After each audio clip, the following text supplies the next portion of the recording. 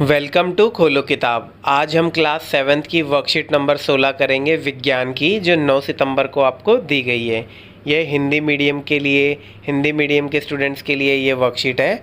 अगर आप English medium के स्टूडेंट हैं तो यहाँ आपको एक लिंक दिख रहा होगा, आप उस पर जाके इंग्लिश मीडियम में इस वर्कशीट को सॉल्व होते हुए देख सकते हैं।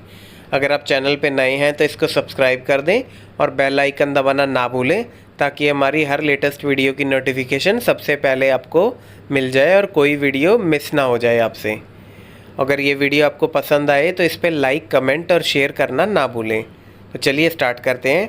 सबसे पहले विद्यार्थी अपना यहाँ नाम लिख लेंगे, यहाँ कक्षा अध्यापक का नाम हो जाएगा। तो ये आपका कार्यपत्रक है, इसमें पादपों में पोषण के बारे में बताया गया है।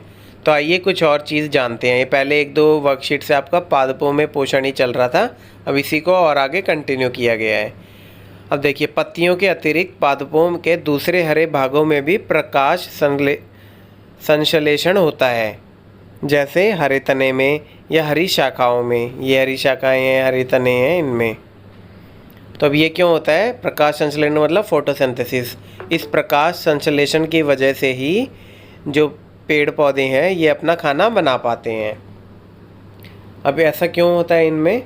मरुस्थलीय पादपों में वाष्पोत्सर्जन द्वारा जलाशय को कम करने के लिए पत्तियां शल्क अथवा शूल रूप हो जाती हैं।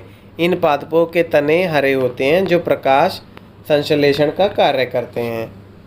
अब ये देखो, जैसे आपका ये पत्ता है, अब आपने देखा होगा मरुस्थलीय में या डेजर्ट में या रेगिस्तान में इस प्रकार के ज़्यादा मिलते हैं। क्यों मिलते हैं?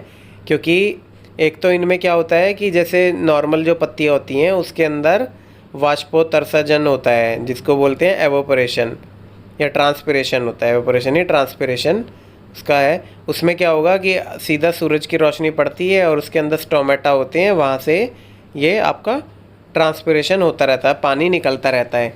इसीलिए आपने कभी नोट किया होगा कि आपको अगर गर्मी के दिनों में अगर आप पेड़ के नीचे रहोगे तो वहाँ थोड़ा सा ठंडा होता है, बाकियों से 3-4 डिग्री तक भी ठंडा होता है नॉर्मल जगह से। क्यों होता है? क्योंकि वहाँ ट्रांसपिरेशन चलता है। जब ऊपर सूरज की रोशनी होती है तो ये अपने अंदर जो पेड़ के अंदर पानी होता है वो पानी को बाहर छोड़ते हैं। अब मरुस्थल में तो पानी वैसे ही कम है, अगर यहाँ भी नॉर्मल पत्तियाँ आएँ तो ये तो बेचारे मर जाएंगे, क्योंकि इनको पानी इतना मिलेगा नहीं। तो इसके लिए अब इनकी पत्तियाँ क्या करती हैं, ये पत्तियाँ स्टार्टिंग से ही धीरे धीरे मॉडिफाई होकर अब बिल्कुल इन्होंने शल्क और शूल के रूप धारण कर लिया है, मतलब कांटों वाला। उससे क्या होगा कि अब उनका ट्रांसपिरेशन होगा नहीं, क्योंकि पत्तियों में स्टोमेटा होता है जहाँ से पानी निकलता है गर्मी की वजह से। तो अब वो पत्तियाँ शूल हो गई तो वहाँ से पानी निकलेगा नहीं। और हरे रंग इनका क्लोरोफिल इनका इसमें होता है, तनों में और शाखाओं में, जैसे तने में। इससे क्या होगा, ये प्रकाश संश्लेषण भी कर लेंगे, फोटोसिंथेसिस, और अपना खाना भी चला लेंगे।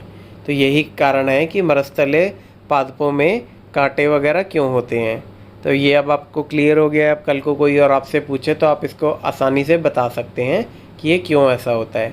अब उदाहरण दे रखा है एलोवेरा, जैसे ये एलोवेरा, इसमें भी आपने देखे होंगे कांटे होते हैं। फिर बैरल कैक्टस दिए गए हैं ये, और अगेव प्लांट, इसको बोलते हैं अगेव प्लांट। फिर और क्या है, हरी पत्तियों के अतिरिक्त अन्य रंग की पत्तियों में भी क्लोरोफिल होता है।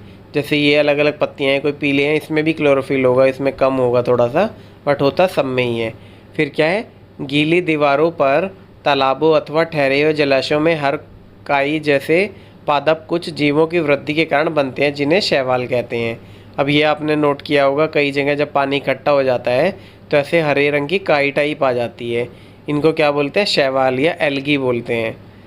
ये भी हरी क्यों होती है? क्योंकि इसके अंदर भी क्लोरोफिल होता है, इसीलिए तो हरी होती हैं। तो चलिए अब प्रश्न उत्तर देख लेते हैं इसके।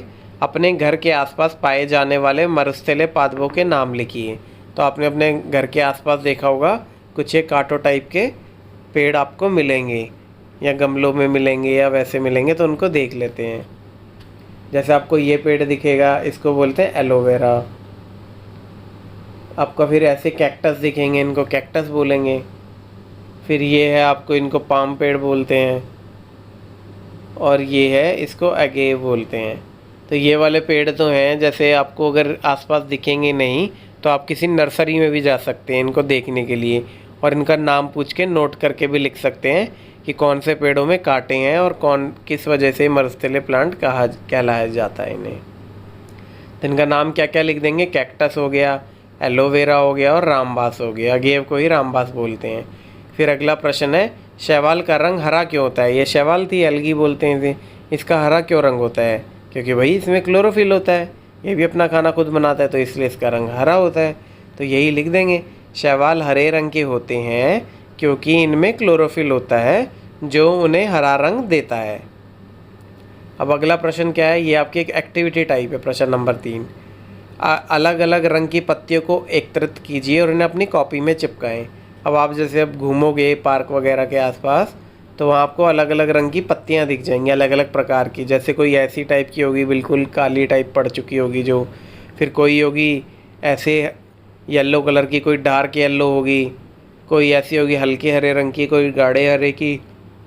तो ऐसे आपको पत्तियाँ इकट्ठा करनी है और अपनी कॉपी में चिपकाना है। इसी के साथ हमारी ये वर्कशीट आज की कंप्लीट हुई। मिलते हैं नेक्स्ट वीडियो में नेक्स्ट वर्कशीट के साथ। Don't forget to like, comment, share and subscribe the channel. Thank you.